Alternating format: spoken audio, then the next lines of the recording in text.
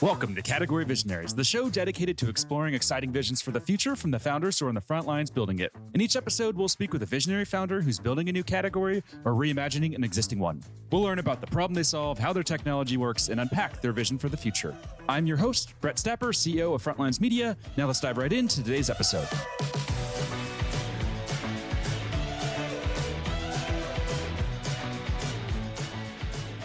Hey everyone, and thanks for listening. Today I'm speaking with Paul Kim, CEO of Notifi, a Web3 communication infrastructure platform that's raised over $12 million in funding. Paul, thanks for chatting with me today. Thanks for having me, Brett. This is great.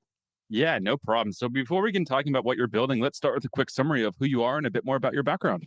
Sure. So my background is mostly in Web2. Kind of built my career there in a lot of cloud infrastructure services. Worked for companies, fortunately in the space of like Amazon, Microsoft and Oracle, and just had a little intuition about like figuring out what we wanted to work on next, and magically got into the Web3 space and saw a tremendous amount of opportunity in this space to kind of, push the needle, but also like bring a lot of things of primitives that were missing. And we wanted to be kind of the people that put our hands up for the picks and shovels kind of area, and, found ourselves in a startup. This is about 10 months ago. We were fortunate to find a pretty good, just team assembling it, but also getting a lot of support from the venture side of things. And all of a sudden we went from 2 people to about 16 people in about 10 months. So it's been a crazy ride. Wow. And yeah, especially with everything going on in the industry today or the last couple of weeks, it must be especially crazy. Yeah, I think, no one really expected this to happen in this order. We always had an intuition that like something would probably come down from the highest points, but this has been interesting. I would say 6 months. I think the first kind of like domino was like the Terra Luna stuff crashing. And then now we're in this state of, we don't know what's going to happen next. So I think we're getting a little used to it though, right? Like people are shocked, but at the same time, it's like, okay, what's next, right? Yep, for sure. It definitely makes for an interesting time just to be in tech. I try to avoid news typically, but the last 2 weeks I find myself just constantly checking Twitter to see what the latest update is. So been a major distraction, I would say, for me. How about you? Yeah, I think I try to stay away from Twitter.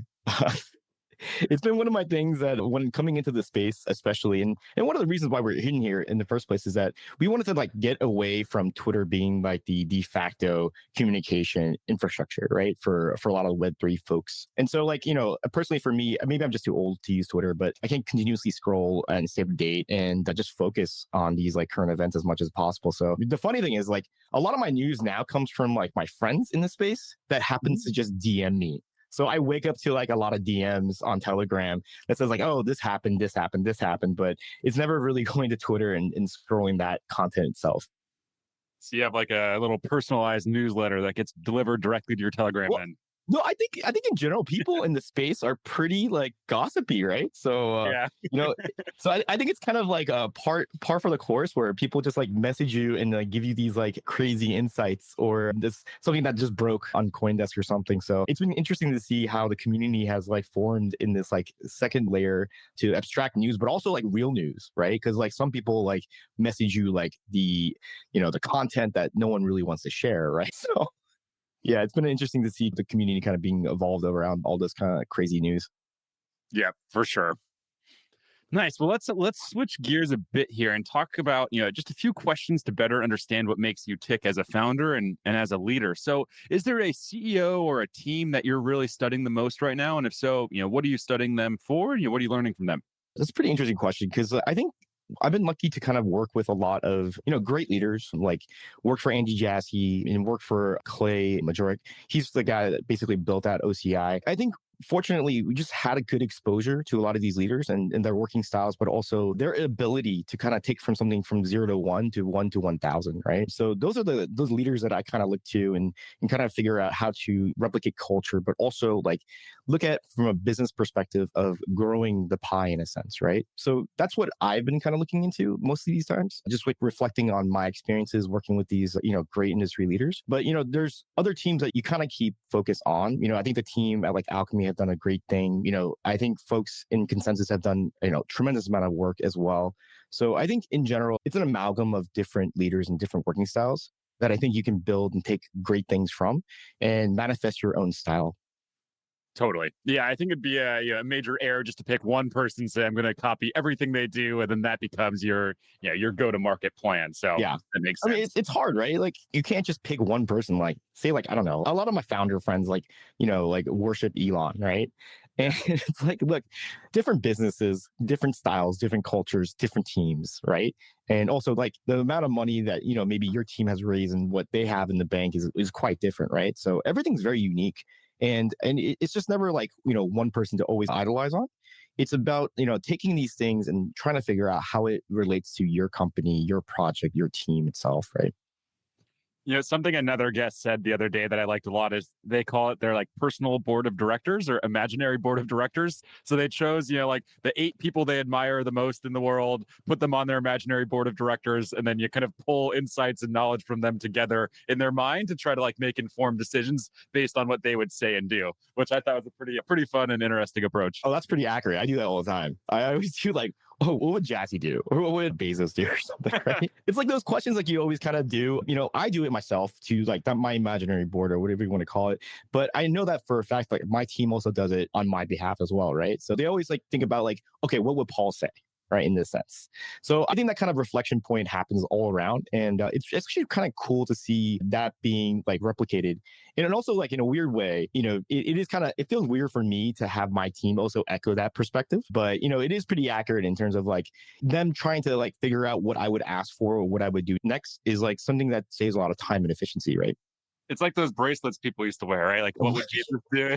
What would Paul Yeah, do? I was going to say that. I was going to say that, but I didn't know what kind of podcast this was. So, Yeah, you're good to go. And what was it like, to zoom in on working for Andy Jassy? Like, what was that like? And what is he like? Because just from my end, I've really admired, the challenge that he took on taking over Amazon. Like, I can't imagine that burden and that pressure. And it seems like he's delivering so far. So, what was that like working for him? Any insights or details or stories that you could yeah. share? So, I mean, I joined AWS at like 2016, 2015, when I think it was like still like under 1,500 people, and I think 15 billion in revenue, which was insane. Right. And it was still pretty like, the product team and the S team is pretty small. Right. So we were able to get a lot of insights in terms of how their internal operations were working. And working with Jassy was like, it was intense. Every week you would have something called a chop. Right. And you would go up to this chopping block and you would pitch your project or your one pager. Right. And these are documents like, I don't know, you probably heard of these things called pure FAQs. They take like months to put together. Right. And in those meetings, him and basically all the senior executives of AWS would basically read your document for like 30 minutes. Right. And then at the end, they would rapid fire questions at you. You're in the hot seat and you have to answer all these questions. Right. And these questions are like very, very like strong, like terrorizing questions, right? They're very highly intellectual. They know exactly, like, even if they have no idea about the technology that you're working on, they know how to break it. Right. Or how to break basically your business plan or your go to market. And you have to basically publicly defend this across like, the room has like 30, 40 people. Right. So I think I'm not surprised at all about Andy's like ability to kind of scale out and run this organization and the bigger mother company. But I think they've been very prescriptive about this from day one. It's a very Amazonian style to be this dive deep and really around like having all the answers, like at least collected, right? And I think as they're kind of growing into this next phase, like when I joined Amazon, I think it was like, there was like, yeah, like under 60,000 people. And I have no idea what the number is now. It's probably like 4 or 5 times that. But, I think the culture has stayed within the same realms and Mhm. the expectation and the bar of excellence has increased over time, right? So I think just working with that leadership and that culture definitely leaves a high impression on you. And a lot of the stuff that, I went on to do thereafter, I bring a lot of that element to a lot of the companies and cultures that I build as well. I've done it before at like a company called Grab, where, it was taking a lot of ownership around building the PM culture and took a lot of stuff from Amazon. I did it also at Circle too. And I think even in my own company, we have a lot of these elements that, at the end of the day are like core Amazonian. I think it's really cool that these things like really start to permeate through the rest of the organization, the rest of the culture, just because some of the stuff they've been able to qualify, does make sense, right? And it scales. So I think that's the kind of the beauty of working in kind of the industry for a little bit, is that you could take and pick the pieces of stuff that works really well and apply it to different kind of landscapes. I've had probably 4, 5 former Amazon employees who've gone on to start companies now on the show, and all of them essentially say the same thing, similar things around, customer centricity and Amazon's obsession over the customer, and how, that core belief was distilled in or instilled into their organization as well. Is that the same for you? Is that one of those, core pillars of Amazon that you've embraced in your company? Yeah, absolutely. I think customer obsession is one of our like top 5 LPs that we have in our own company. Other ones are like things like bias for action, frugality. We basically took, it's actually pretty funny. We stole all the leadership principles from Amazon and actually implemented it in our company. And with the caveat, one thing was that these are our LPs until we find something better, right? But until then, here's what we should kind of come to an agreement on. And like, let's try to build our culture around these things because they're pretty good. Right. And I think for a long time when I was in like, different companies or different startups, I never really knew, like I always embodied a lot of the leadership principles, but never really put them into kind of word. And when I got into Amazon, I was like, oh, wow, this is like 80% of the stuff that I identify as, as an individual. And, these are my top principles as well. It's amazing when, a company advocates for it, but also truly executes and believes in it. And the reason why, we did this at our company recently is because I think as companies grow and there's different like ownership around like product design, engineering, it's very difficult to scale out having constructive conversations, right? Opinions, sharing opinions, and more importantly, like even things like around disagreeing and committing. Because we're like such a small company and, in crypto and Web3, we execute so rapidly. You can't have these arguments and you need to be able to set it to bed and, just drive, execute, and then iterate over time. And I think the best way to have these conversations is to come back to the core company like leadership principles. Like, if you're going to argue against, have your opinion, what is it basically reflecting? Is it customer obsession, right? Or is it just a frugality concept, right? We can't work on this because it's going to take 8 weeks of engineering. And by the way, like, this doesn't actually solve the customer pain point. And nobody from our customer base is asking for this feature, right? So I think when you bring it back to your core principles, you can actually have these like actual conversations that go somewhere. And it's not just my opinion versus your opinion and my ego versus your ego, right? And I think that's what keeps it pretty, streamlined. Otherwise, like you get into these nasty fights that get people kind of riled up, right? It's about like, no, I'm wrong, you're wrong, or I'm right. And it's not about that, right? It's about like, what is our reflection as a company and how do we best execute against that while keeping it pretty focused on the horizon, right? Which is, what do our customers want? Right. And I think that kind of is relatively like the best lessons that I've learned at Amazon. Nice. I love that. Well, let's talk about what your customers want. So can you give us the high level origin story behind the company? And then, what are companies paying you to solve? What is that pain point and what is that problem?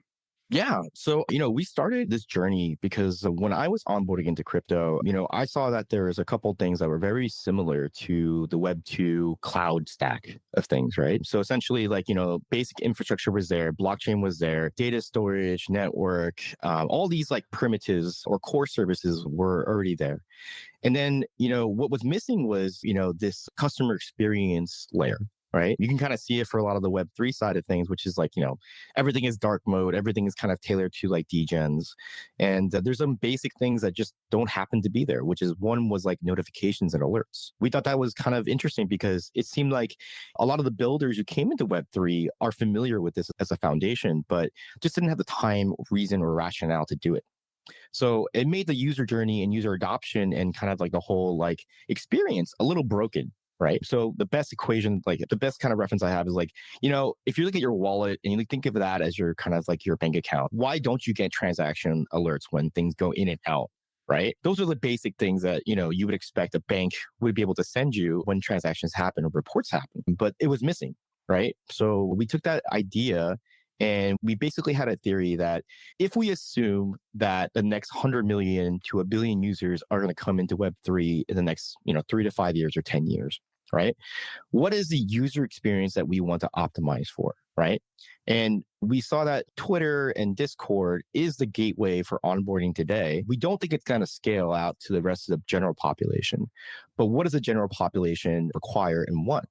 And that's basically the same primitives that they have in today's world that they get everywhere, which is basically either an in-app push message or a SMS notification, email message. All these things were basically missing. So we thought that, hey, why don't we do something super simple, right? Let's start out with the fact of just if you're part of a DAO and there's a proposal, how do you get that just a simple text message to go and vote for that or a reminder to vote? Right. Or even like for like transactions on NFT marketplaces, why can't you get a purchase or a bid or auction alert when you're trying to purchase something on this Web3 platform? So we started really from there and we kind of grew into this other category of DeFi for like liquidations. Like if you're about to get margin called, how do you know when you're getting close to your liquidation price?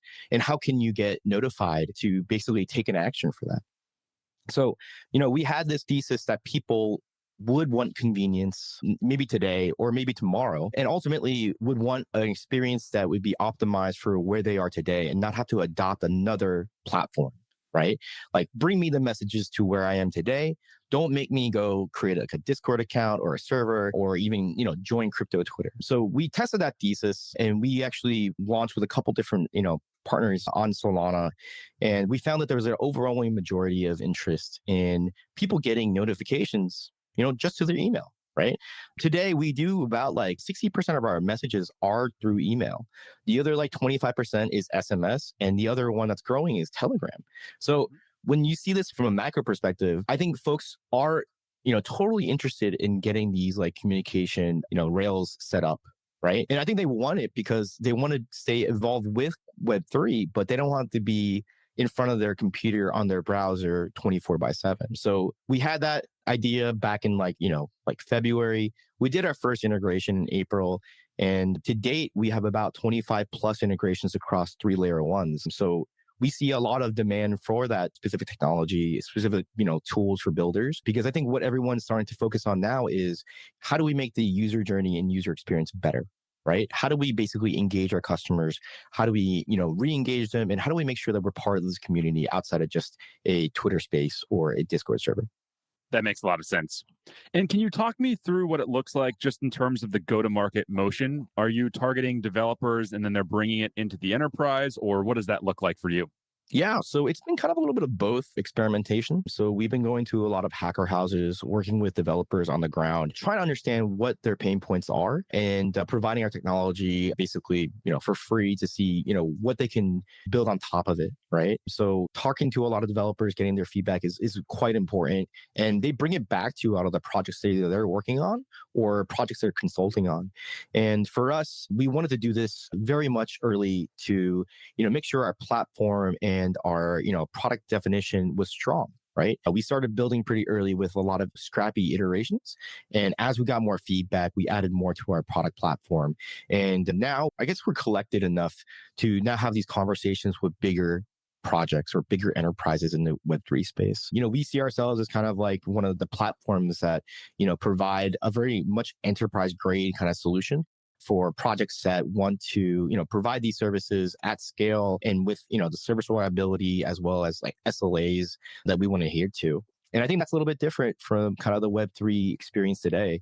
But, if you think about it from like the enterprise perspective or the, these large projects in crypto, they're a business, right? And they want to run it as a business. And for every partner or technology integration they do, they also want to make sure that they get the best, not value, but basically best service, right? You're predicating a lot of your company or project success on working with different third party, projects out there. You want to make sure that they're going to be around next year, right? For example, like, even in the last week, we don't know what the extent of the damage is from the FTX side of things. We don't know how many projects have put, their treasury in FTX. And, frankly, a lot of the projects may not exist in a couple more months when they run out of funds. So, when a lot of projects work together and they integrate together, like you want to make sure that technology and that service is going to be there for the long haul, right? It's no different from what Web2 companies do as well. They do their due diligence, right? They figure out, is this technology worth it? Can they provide the service quality and can we rely on them? Right. And I always say this in my company too, is that like when people sign a contract or they do a partnership with a company in Web2, the money that they get, it's not because of the services in a sense of like me providing you notifications. No, it's about the support, right, that I give you and the ability for me to jump on a call if something breaks and to help fix it with you, right? You pay for the support contract. You don't pay for the actual product in a sense. And then this is what a lot of enterprise companies really like see, how they like pick and choose their technology partners. It's about their ability to be there when things break. right? And resolve things. Because that's something like I think a lot of people like misinterpret is that there's going to be a lot of iterations and the same versions of the same product in the market, right? And it's really about like the services and the experiences that you provide on top of that and the support structure than just the core underlying product. And a lot of that, is similar to the non-crypto world, right? With the like open core business model that GitLab has and similar companies. Is that correct? Where it's that you can use the tool if you want to, but what you're really paying for is those add-on support services. Is Yeah. that correct? Oh, absolutely. Yeah. I mean, that's kind of how the open source enterprises have been able to find good product market fit. They make their money on customization and support contracts, right? I think it's like adoption begets, more sophisticated implementations, and those sophisticated implementations will always want resources and support to, substantiate their integration in the long run. Makes sense. And when it comes to, definitions here, so, it's pretty clear or generally clear, I think, in non-crypto world, what an SMB mid-market enterprise organization is, typically just based on like employee count. When it comes to like an enterprise account or enterprise customer for you, how do you define that in this space? What is that based on? I think there's a couple of factors here. One is like, does this project have PMF? Right? Like substantial PMF, which means users are using the product, but also paying for that product. Do they have a business model that, has revenue and profitability baked into it? There's not a whole bunch in the space, but I think there's enough that, there's justification that, hey, they're looking for a more sophisticated level of product as well from a lot of their technology partners. But yeah, I mean, that's kind of like the base way of kind of we approach it. There's always going to be like a growing Web3 native kind of tier, right? Actually, if you take a step back, there's a couple things, right? There's the ones that were born in Web3, like, the big companies that are out there, like say Sushi is a great example, Uniswap is a great example. Those are like established products, Aave, Compound. Those are established products that have, customers, product market fit, have a profitability or a road to profit. And then you have like things that are crossing over from Web 2, transitioning over. And I think those are kind of how we lump in what we call enterprise grade, right? Like Nike coming into NFT markets, Starbucks as well. These are all like tier one, enterprise customers who are dipping their toes into Web3. Right? And then the other sector that we have is basically, what we colloquially say, like kind of the self-service market, new projects that have just started, still trying to find their PMF, still trying to find their community. And we have different, I guess, approaches of how we support each of those different segments. And when it comes to, trying to determine your TAM or total addressable market, like how do you even begin to do that, given this space is so early? And have you made any estimations to try to guess, what that TAM looks like? Yeah, no, we've done several exercises of this, and they're all kind of like bullshit, right? um, The honesty. yeah, no, I mean, the thing is, like, a lot of VCs ask this, and sometimes I just ask them, like, do you just want me to lie? Because I don't know, right? And I'm pretty sure you don't know, because it's such a nascent, like, kind of a space right now. But our idea and our belief is that eventually mass adoption is around the corner, right? And if that happens, we'll see an exponential curve of builders coming in and applications coming in to increase kind of the market itself. And that's kind of what I say. Like, we can do like some sort of historical analysis on like the number of projects that are out there in the last like 3 to 5 years, and then just show a linear path to kind of like what that looks like over the next 5, right? But you can't like predict things like in the market like today in the last week to happen, right? So it's weird. Like people ask for sometimes like 3 years of like runway or like not runway, but projections. And it's very difficult because I think in crypto itself, every 3 weeks, things change, right? And interestingly enough, like people forget Terra 6 months ago was like $100, right? like the ability for us to try to predict beyond like 2 quarters is insane. Right. So I always like kind of like bring everyone back down to like, here's what we have today. Right. And you and I are both here because we believe there's a future for this. Right. What that future means from a quantifiable perspective, it's hard to say. Right. But we believe that there's going to be mass user adoption, and we're here early because of that opportunity. Makes sense. And I love that. Now, let's talk a bit about market categories. So on my end, I'm personally fascinated with the idea of category creation. That's kind of, the theme behind the podcast. And I talk with a lot of founders, most of them, non-crypto, and I ask them about category creation. And a lot of them say they're creating a new category, but the reality is they're not. They're just, making Oh it yeah, better. I'm definitely not. Yeah. So my question to you, and I think you are in a unique position because in the crypto space, because the ecosystem, lacks a lot of these purpose-built tools. It seems to me like that's amazing blue water or blue ocean to go out and really build purpose-built categories for these tools. So, what are your thoughts on category creation? I think for us, I was very, very upfront. At least like, since day one of what we're providing tools for Web3 builders to connect with Web2 users, right? Where they intend and prefer. I think we've been very, very clear about that because I think, very pragmatic approach. We're not here to build a new category of experiences because frankly, that's hard, right? It's hard and maybe like overkill, right? I don't think the industry is quite ready for that. And I think for the time being, like there's a huge pain in the market today from the user side and the builder side. We're here to be very pinpoint about that and solve that first and foremost, right? So our thesis and kind of like our strategy has always been, hey, solve the problems for today, right? And prepare for the future, right? So we've thought about this many times with different conversations with different investors, different, people inside the company as well. And, we think that ultimately, if we're not optimizing the user experience that makes it easier for people to adopt Web3, then we're doing something that makes it more complicated. And that complication doesn't always yield success for not just us, but also for the entire industry. So, the reason why we're here in our kind of ethos is that, we wanted to make it easier for people to adopt Web3. We wanted to be able to bring our mothers or our sisters or, our cousins along the journey and they have a very seamless onboarding experience, right? Nothing should be different in a sense, right? It should be as easy as abstracting what, blockchain is from the user experience. And that's the main reason why we don't believe in like building a new category. Ultimately we believe that, one day people will be using Web3 and they don't know it. They should never care about what, Aptos is or Polygon or Ethereum. Like they shouldn't care about that. This is the same kind of like conviction I give to everybody is that like pick your favorite like app today, right? Like, do you know where that's being run on, hosted on? Do you know what the internal servers look like, right? Do you know what technology is using? And the answer is going to be no, absolutely not, right? And they shouldn't care, right? Technology is like a means to an end, right?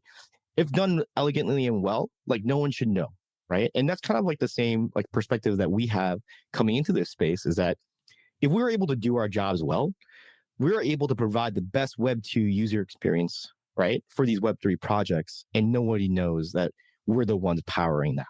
And I think that layer of like abstraction needs to be more, I think, embodied than some of the principles that we're pushing out from a community perspective today. We talk about ultimate composability, but I believe that composability sucks if you focus on like just UI. Like composable UI is a nightmare, both from like a user experience, but also from the builder experience, right? I was just having this conversation with a gaming company about like NFTs that were fungible from one game to another. And the funny thing is like, they're like, my creative directors would never go for this. Like they would never allow for someone else's art to be like meshing with their metaverse. Right. So, composability from a user experience, from a UI perspective may not be working long term. And that's kind of the way, we approach things.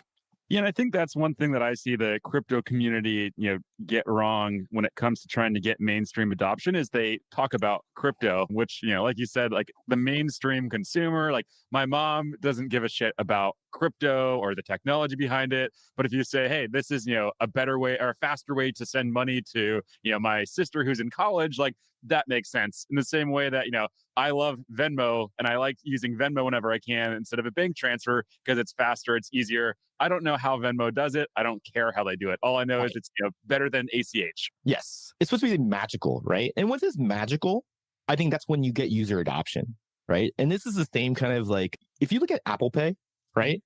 Apple Pay was interesting because they made it seem magical, right? It's like tap to pay. But the funny thing is like, that was never really new. Every single credit card had like a freaking chip, right? In everywhere else outside of the US, like tap to pay was like a thing. Yeah. But when Apple came in, they're like, whoa, we innovated this. We built this new experience, and then they rolled it out. people are like marveled at it because it abstracts it away. It makes it seem like you're not even paying for things. It just makes it seem like you're just, playing a game in a sense, right? And I think that's like the way to mass market, but mass adopt people into something. And I think that's like the ownership of us, like the builders here today, we should be optimizing to make it so simple. Even like to take the most complicated thing in the world to simplify the user experience so that they don't even know and they don't care. And I think that's where you see, the pivotal moment happening in crypto, right? Is when you start to do that, right? You solve for things that people didn't know that they wanted a solution for, right? And you kind of put them on their way. And it's like, so there's a company called Crossmint. I don't know if you heard of Crossmint, but they make it easy for anybody to basically purchase an NFT.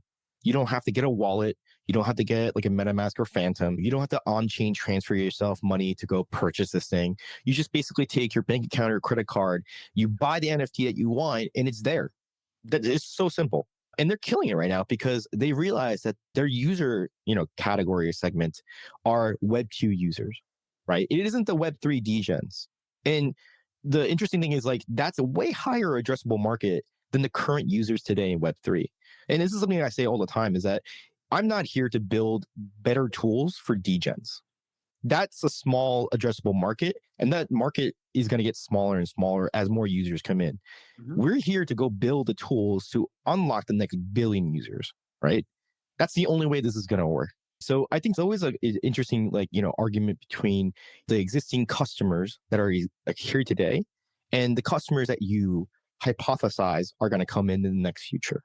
Right. And it all goes back to customer obsession. This is like what we usually have a big argument internally about is that, we're fighting for the customer obsession. And the question is like the customer obsessions reflect on the existing users today or the existing users that have not yet to come in the next future or so. Right. And that's always like what we argue about in Notifi. And is that hard sometimes, or was it ever difficult to make that decision? Because it seems like your view here is, contrarian to how a lot of other companies in the crypto ecosystem operate, where, like you said, I see the dark mode websites, it's clearly not marketing to the enterprise or, a decision maker at a big company. But it seems like you've taken a very, very different approach. Was that hard to make that call? Like, do you sacrifice short-term user adoption and maybe short-term revenue by not focusing on the degens? Or is that an easy decision for you to make? No, absolutely. It is a very difficult decision, right? I think if you look at our brand and our position and kind of like our go-to-market in the past, 6 months that we've been kind of active, it was a hard decision to make because we realized that there is going to be a short-term pushback, right? And we've experienced that a lot too, is that even like when we started, we were one of the first multi-chain, like intentional multi-chain or chain agnostic projects out there because we launched on Solana and Terra.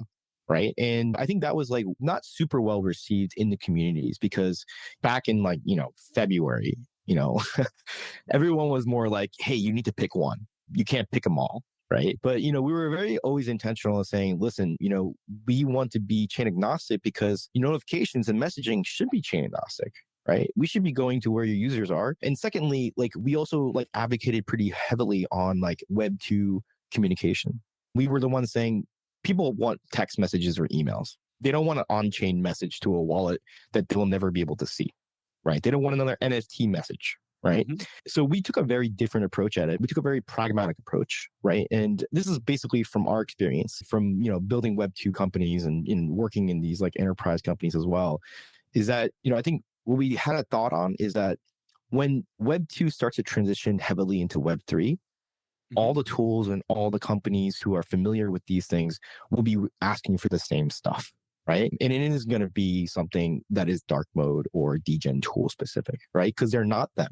And so we took a pretty big stand on this early on, and you can kind of see it pervasively in our UI and our UX that, we take a very happy path middle ground where we split the roads between Web 2 and 3. And we call ourselves a Web 2.5 company because we're the bridge that kind of makes things work back and forth, even from a branding perspective.